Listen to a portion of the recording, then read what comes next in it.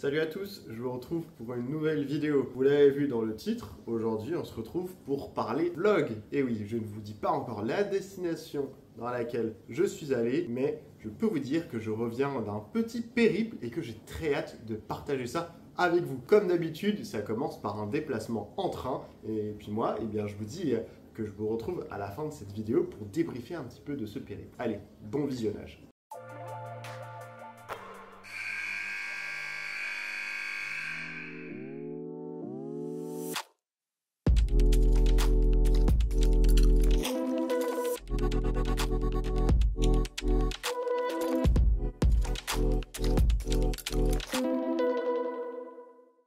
Ça y est, je viens de sortir de la gare, là, comme vous le voyez, qui est derrière moi. Je ne vous dis pas encore où je suis. Je vais tranquillement passer au Airbnb, déposer mes affaires, et puis je me dirigerai tranquillement vers la salle. Et là aussi, je ne commets pas d'impair et je ne vous dis pas le nom de la salle. Allez, j'y vais, on se retrouve tout à l'heure.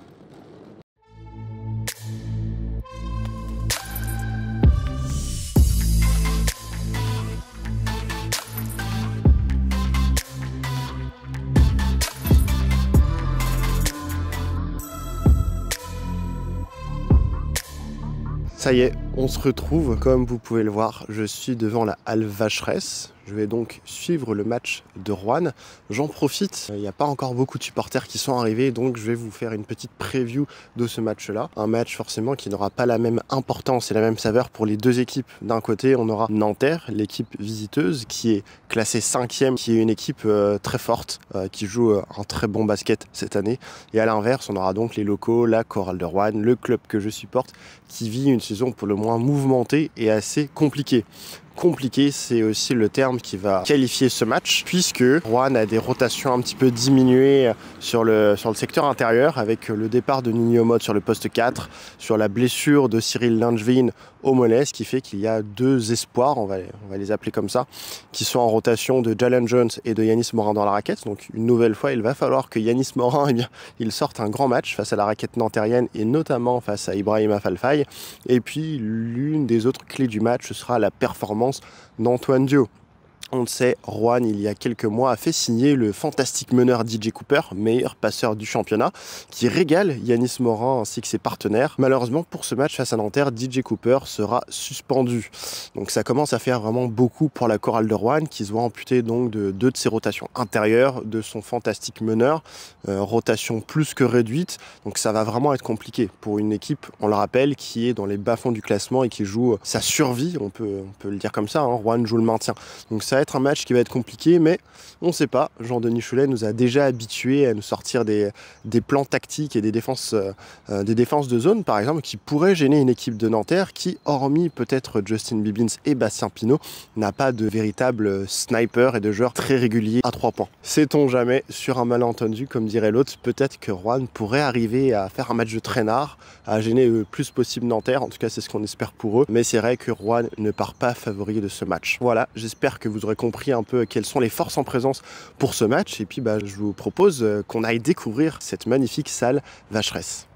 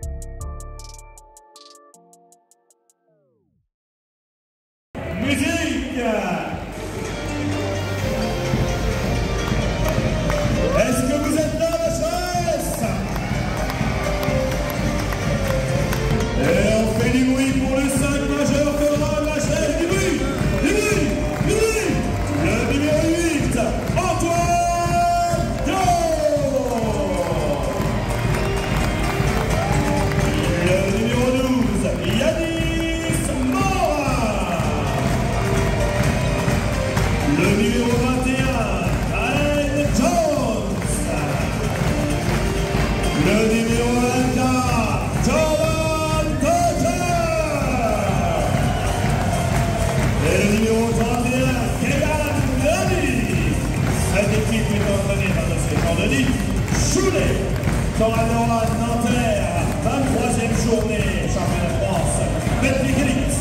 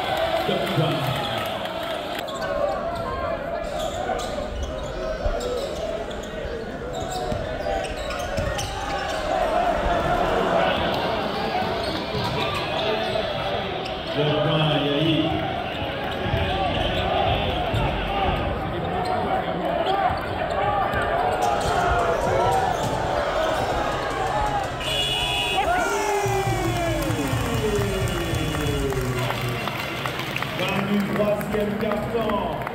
Applaudissements pour les deux équipes.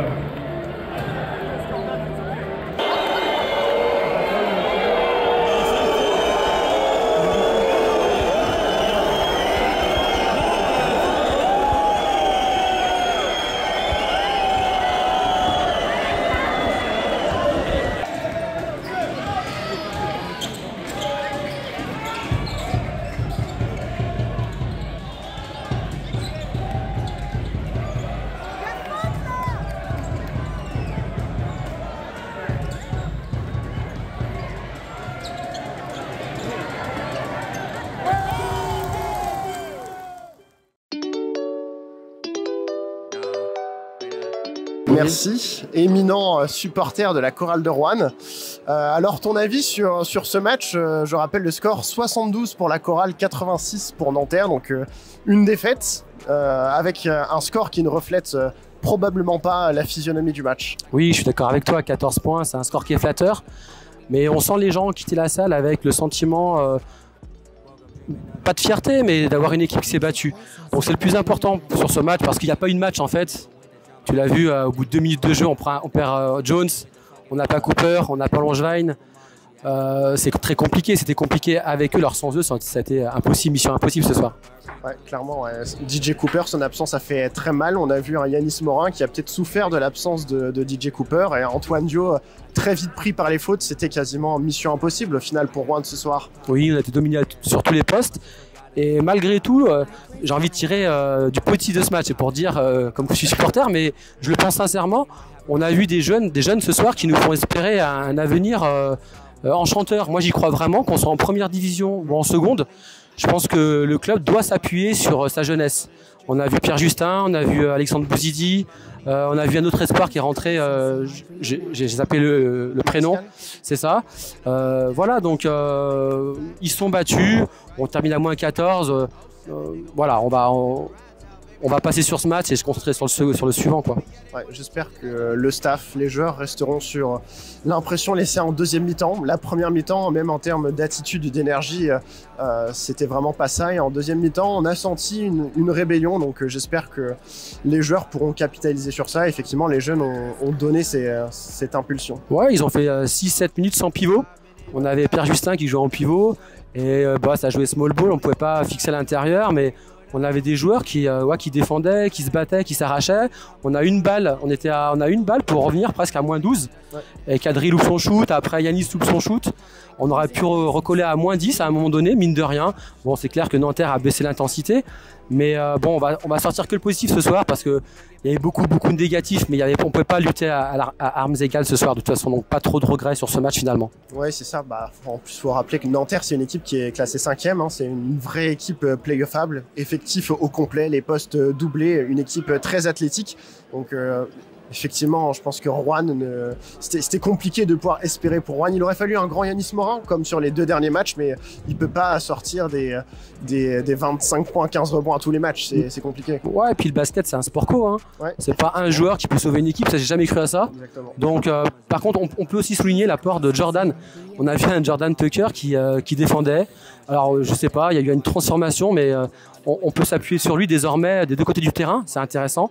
Voilà, donc on n'est pas mort. On n'est pas mort. Il va falloir prendre match par match. Il y a des matchs qui vont arriver très importants, qui vont être à la vie et à la mort. Et voilà, on est encore vivant. Et puis on a encore des clubs qui se battent comme nous, qui sont derrière nous ou juste devant. Mais voilà, il faut encore y croire, quoi. Faut encore y croire. Prochaines échéances, à Strasbourg, et puis un match face au Portel, en attendant de voir quand le match de Gravelines sera repositionné. On a vu la blessure de Jones, qui n'était pas prévue. On sait qu'il reste 2 contrats à utiliser pour Rouen. C'est la question qu'on se pose un peu tous en tant que supporters de la chorale. Est-ce qu'on va finir la saison avec cet effectif ? Je sais pas, en tout cas c'est vrai que le gros point noir de la soirée c'est quand même la blessure de Jones qui à mon avis est parti à la mi-temps à l'hôpital faire des radios. Donc, dans un secteur où Nouni Omot est parti sur le poste 4 et où Cyril Langevin est blessé en rotation sur le poste 5. Ce qui peut se passer, c'est que Cyril revienne et que Jones reparte, enfin à cause de sa blessure, je veux dire. Donc je sais pas ce que va faire le staff. Il y a quelques noms qui circulent, des noms de joueurs français. Après, c'est sûr que Jones, là, si c'est tordu le pouce, c'est déjà 15 jours, 3 semaines. Si c'est osseux, ça peut être rédhibitoire pour la fin de saison. On va attendre les examens et puis le staff avisera. Après, c'est sûr que est-ce qu'il faut recruter pour recruter? Non. Moi, je vois une équipe qui est pas morte et qui est pas abattue. Donc, ça me laisse de l'espoir sur les matchs importants contre le Portel, contre Gravelines. Il va falloir surperformer sur d'autres matchs pour passer devant justement peut-être Blois. Mais en tout cas, j'ai une équipe qui se bat. On a un staff qui lâchera pas. Donc, est-ce qu'il faut recruter? Je sais pas. On verra en fonction de la blessure de Jones, parce que Langevin risque de revenir aussi, donc à voir. Je te rejoins effectivement sur l'apport des joueurs. Est-ce qu'il faut recruter pour recruter? Je ne sais pas. En tout cas, quand on joue le maintien, c'est quand même pas mal de pouvoir s'appuyer sur des joueurs expérimentés. Donc, si Jones effectivement est blessé et que la blessure de Langevin met du temps à se remettre, ça va être compliqué de donner. D'ailleurs, on n'a pas vu Narcisse Ngoy, il n'est pas rentré ce soir. Il est rentré en première mi-temps, je crois, un petit peu. Effectivement, quelques minutes, mais on voit que Jean-Denis lui fait pas assez confiance ou qu'il n'est pas assez mature pour pouvoir être une solide rotation. Moi, je suis sur l'avis de Jean-Denis sur Narcisse. C'est un potentiel, il a de l'envergure, il dissuade. Mais au niveau du cardio, il est encore un peu jeune et il se fait feinter assez facilement. Mais au niveau du cardio, c'est un peu juste. Après, effectivement, j'étais un peu étonné qu'il ne rentre pas en seconde mi-temps, mais on a joué beaucoup small ball et ça a fonctionné. On switchait de partout, on courait partout. Ça a trouvé ses limites à la fin, mais on a fait avec les moyens du bord encore ce soir. Ce soir, on peut critiquer personne. Ils ont joué avec leurs armes et il n'y a pas eu de match, quoi. Ouais, et même on peut souligner l'apport de Kélan Grady qui a fait une première mi-temps difficile et qui malgré tout termine à 10 points. Et ça faisait très longtemps qu'on n'avait pas vu un Kélan Grady qui aura scoré autant. Alors certes, on va dire la physionomie du match fait que Tucker met 22 points, Grady met 10 points, mais c'était pas des paniers qui comptaient. Importants qui comptaient, ouais, hélas. Justement de les voir sur les moments importants, Money Time et tout ça. Après, on pensait justement qu'il allait ressortir un petit peu la tête de l'eau ce soir. C'était le contexte pour. Il fait une première mi-temps très très très poussive. Il met quelques paniers qu'il sauve. Après, il n'est pas encore revenu au Kélan Grady du début du championnat. Ce sont des jeunes joueurs qui connaissent des hauts et des bas. Là, il est vraiment au fond de la gamelle. Après, dans l'attitude, est-ce qu'on peut dire qu'il a lâché l'équipe? Non. Donc voilà, moi je m'accroche à ça. Tant que les joueurs n'ont pas lâché, et on a pu le voir ce soir, on va y croire. Ouais, c'est ça. Puis c'était tout le collectif qui était déficient en première mi-temps. Donc on peut vraiment jeter la pierre sur personne. La deuxième mi-temps a été, on va dire, laisse du positif pour la suite. C'est ça, je suis d'accord avec toi. Et donc toi, pas trop déçu de ta visite à Rouen parce que tu viens et il n'y a pas de match, c'est compliqué quand même pour toi. C'est moi que je vais te poser la question maintenant. La première mi-temps j'étais un petit peu déphasé, un petit peu déçu, mais malgré tout, c'est toujours un plaisir de venir à Rouen et j'espère que la deuxième mi-temps, on aura l'occasion de revoir des jeunes briller. Ouais, c'est ça. Moi, c'est le message que j'ai envie de faire ressortir ce soir à ceux qui vont nous regarder par ton émission, c'est qu'on a un potentiel jeune à Rouen et en U18. U15, U17, moi je les connais un petit peu, je les vois, il y a du monde, on a un club qui est attracteur, qui est en grande agglomération lyonnaise, donc on est bien positionné et il faut surfer là-dessus. Je pense qu'on soit encore une fois en Betclic ou en Pro B, on a un potentiel jeune vraiment intéressant à Rouen. Exactement, beaucoup de joueurs formés à Rouen qui évoluent en première division à l'étranger, donc effectivement il faut leur laisser leur chance, les responsabiliser petit à petit. Petit à petit, c'est ça, et c'est des clubs qui ont des budgets qui sont pas extensibles, le temps n'a pas forcément tout le temps, il faut être là, on n'a pas de seconde chance, quoi. Il faut être performant tout de suite, c'est ça, on n'a pas le temps dans des clubs comme nous, donc c'est un peu compliqué de faire émerger les jeunes, mais je pense qu'on n'a pas le choix. Sur le moyen terme et le long terme, Moi, j'aimerais qu'on ressemble à un petit Cholet, qu'on mise d'abord sur les jeunes et après sur les étrangers. Je comprends. Alors qu'à Rouen, effectivement, et c'est un peu Ça se comprend aussi. la psychologie du coach Jean-Denis, il a toujours été réputé pour attirer de bons étrangers, des rookies. Et effectivement, sur les joueurs français, c'était un petit peu moins ça, même si ces dernières années, on a eu de bons joueurs français à Rouen, des Dio, des Morin, donc des Maxime Ross également, malheureusement, qui est blessé. Oui, tout à fait. Mais je pense que pour l'avenir, on pourra peut-être prendre le problème à l'envers et s'appuyer sur le centre de formation un peu plus. Alors c'est facile à dire et puis on passe pas les paliers professionnels comme ça, mais on peut voir des gens comme Bruyas qui commencent à sortir la tête de l'eau à Pau. On voit Thomasville qui arrive, alors c'est de la Pro B, tu vas me dire, mais bon, ça peut être des joueurs intéressants dans un effectif de 10 joueurs, quoi. Oui, c'est ça, ils ne seront pas les franchise players de leur équipe, mais on voit qu'ils peuvent apporter des choses, comme un Clément Cavallo par exemple a su apporter beaucoup de choses au niveau de l'état d'esprit, ouais, surtout. Oui, c'est vrai qu'un joueur comme ça cette année aurait peut-être un peu resserré les liens entre les joueurs dans le monde difficile. Après une saison, on s'est fait de haut et de bas. C'est vrai que cette année quand même on cumule les bas, hein. Je veux pas dire, mais c'est facile de se réfugier derrière ça, mais 2 minutes de jeu, t'as un Américain qui se pète le doigt, tu te dis c'est mal parti, quoi. Ouais, on a l'impression que tout va à l'encontre de la chorale, quand l'année dernière on a été plutôt épargné par les blessures, ça. Là c'est un peu l'inverse malheureusement. Complètement. Merci Alexandre, merci à toi. Et puis, au plaisir de te recroiser à Vacheresse ou à Rouen. Et rendez-vous sur les forums, notamment le forum corallien que tu visites de temps en temps. Exactement, merci beaucoup. Je te remercie Ben. Me revoilà, comme vous pouvez l'apercevoir, vous avez vu que je suis passé à la boutique du club, j'en ai profité pour ne pas revenir les mains vides. Vous l'apercevez, l'écharpe de la chorale de Rouen. Je vais faire attention à ne pas la mettre à l'envers. Magnifique écharpe qui va pouvoir intégrer mon petit décor. Je remercie bien évidemment la boutique, le club de la chorale de Rouen, Fabien Zaghini également qui s'occupe de la communication du club et qui m'a également permis, je vous mets l'image juste à côté, de pouvoir débriefer du match de la chorale face à Nanterre dans son podcast Active Radio. Si ça vous intéresse, je vous mettrai le lien en commentaire. C'était pour moi un plaisir de me rendre dans les salles de basket et de pouvoir documenter mon petit séjour. Et puis je vous dis peut-être à bientôt pour une nouvelle vidéo de ce type. C'était Ben de chez Backcourt. Je vous dis à très bientôt. Bye bye.